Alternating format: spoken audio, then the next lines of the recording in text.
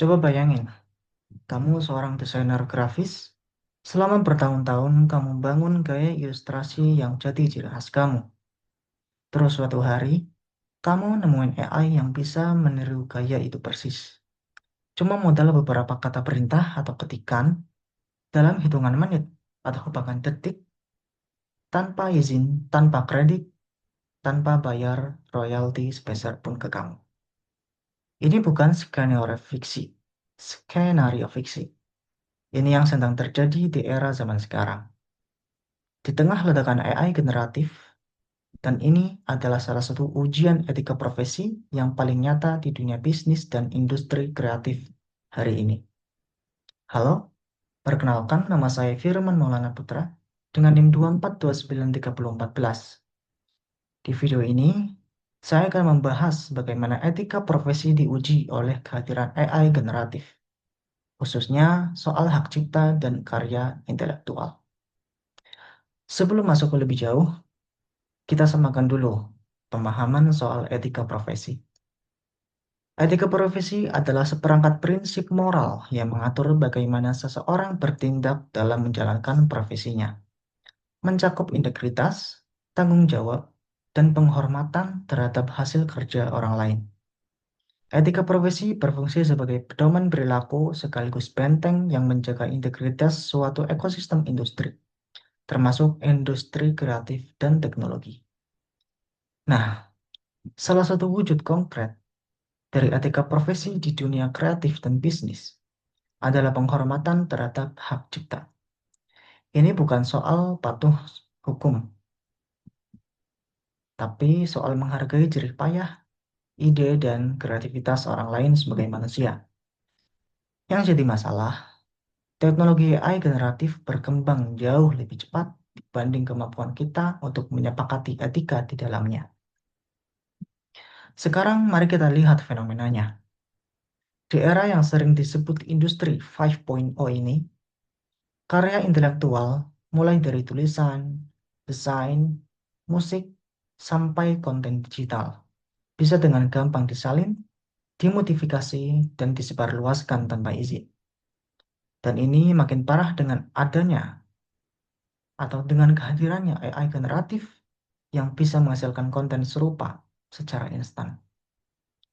Contoh nyatanya, sejumlah seniman visual di berbagai belahan dunia sudah menggugat perusahaan AI generatif karena karya mereka dipakai untuk melatih model AI tanpa kompensasi maupun izin. Dan hasilnya, AI bisa meniru gaya khas mereka tanpa kredit atau royalti sama sekali. Di Indonesia sendiri, isu ini juga sudah menjadi perhatian serius. Berdasarkan Undang-Undang Nomor 28 Tahun 2014 tentang Hak Cipta, pencipta didefinisikan sebagai manusia.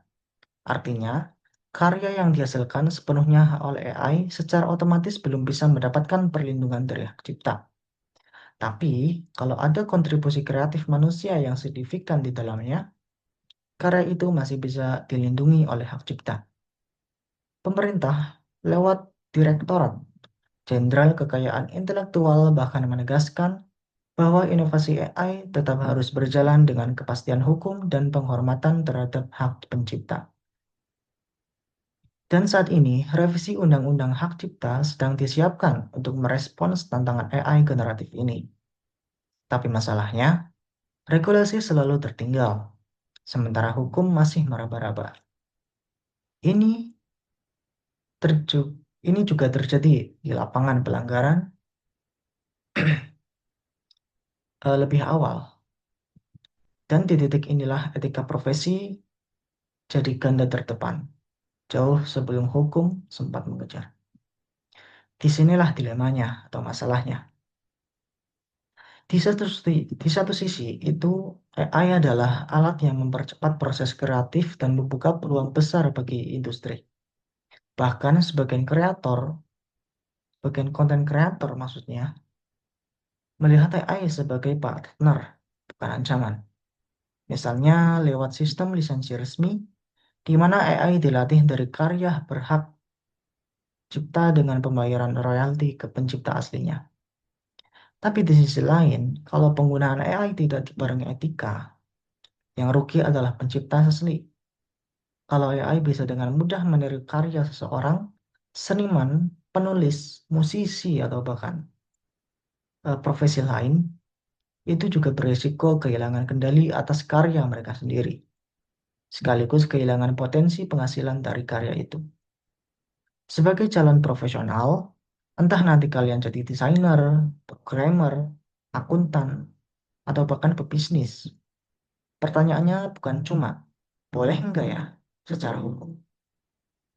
Tapi coba dirubah pertanyaannya, etis enggak ya secara moral?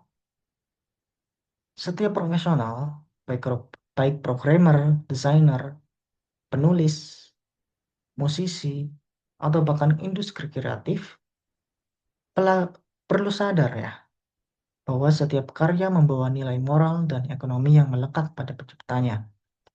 Perusahaan pun punya peran strategis untuk menanamkan etika ini lewat kebijakan internal yang jelas.